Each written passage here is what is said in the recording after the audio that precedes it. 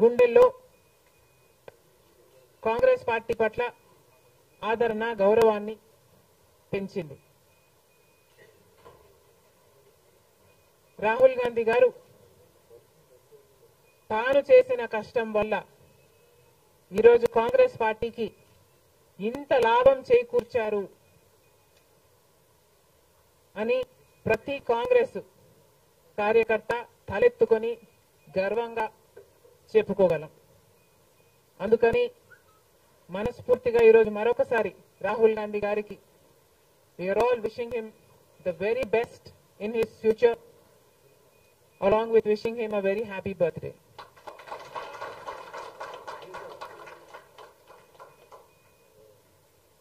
अब की बार 400 पार అంది బీజేపీ పార్టీ.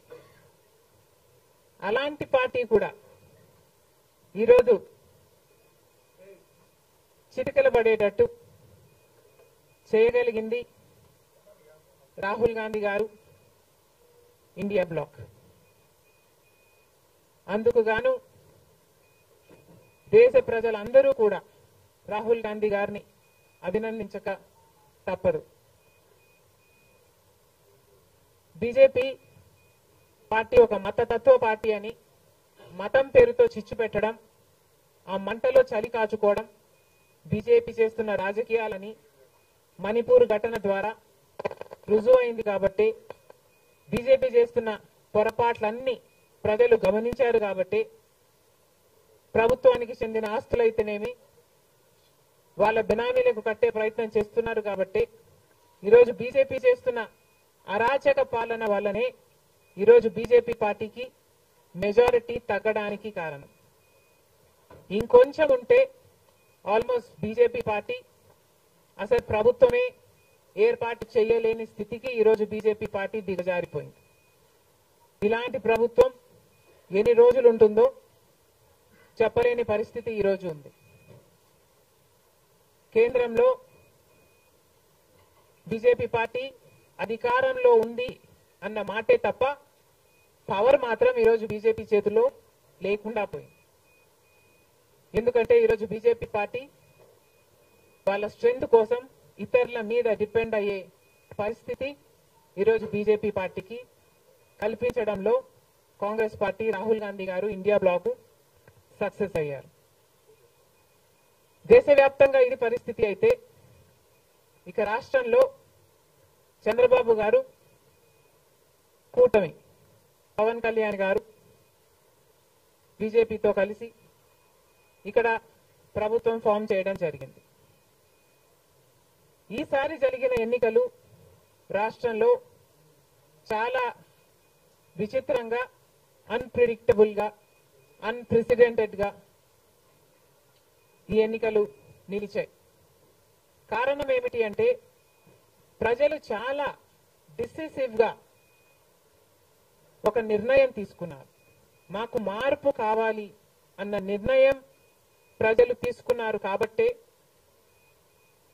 ఈ ఎన్నికలు ఒకే డిసిషన్ మీద ఆధారపడి జరిగిన ఎన్నికలు. For Jagan, against Jagan.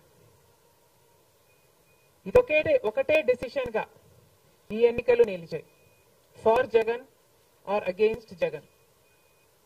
Against Jagan అన్న మార్పు కావాలి అన్న ఈ గట్టి డిసిషన్ ప్రజలు తీసుకున్నారు. కాబట్టి ఈరోజు వాళ్ళ ఓటు వేస్ట్ కాకూడదు అన్నట్టుగా చాలా డిసిసివ్ గా they voted with a vengeance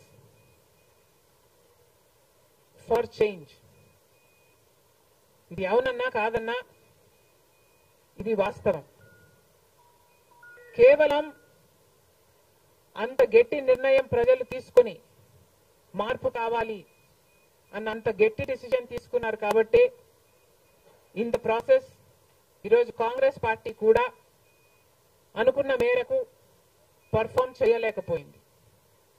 Congress party కూడా కేవలం నెల రోజుల ముందు సర్వే చేస్తే Congress party vote share between 6 to 7% ఉంది. దాన్ని మేము కష్టపడి పనిచేస్తే